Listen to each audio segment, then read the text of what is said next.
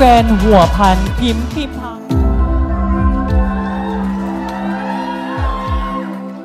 ลินดาศิริโสภาพิมพ์มักไก่สอนมิตรแกนจับภาษาด้าเสือในการเริ่มต้นใหม่เชื่อว่าทุกคนมีสิทธิ์ที่จะเริ่มต้นใหม่ได้เสมอคือกับตัวด้าเองที่ในอดีตเคยผิดพลาดและล้มเหลวแต่ในมือนี้นักกล้าที่จะลุกขึ้นมาต่อสู้อีกครั้งและอยากให้ทุกคนเห็นว่า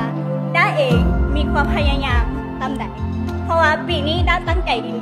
และที่สำคัญด้าจะเป็นกระบอกเสียงให้แม่หญิงทุกคนจงกล้าที่จะออกมาแสดงจุดยืนและทวงความยุติธรรมให้ตนเองเพราะการใต้ความรุนแรงบ่แม่นทางออกของปัญหาและการทำร้ายร่างกายเด็กน้อยหรือว่าทำร้ายร่างกายผู้หญิงบ่ควรที่จะเกิดขึ้นในสังคมเฮา6 7 8 9 10ปิดตำนานบ่ได้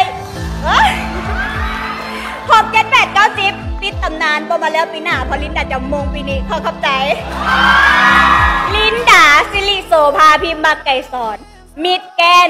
จำปาสัก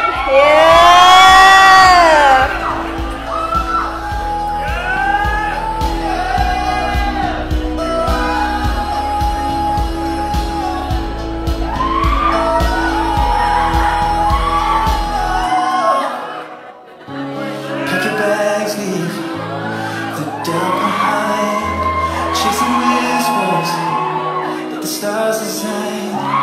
feel the pull of the world unseen.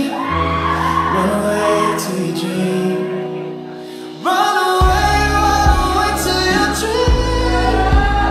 Let the sky split open and scream. Feel unseen.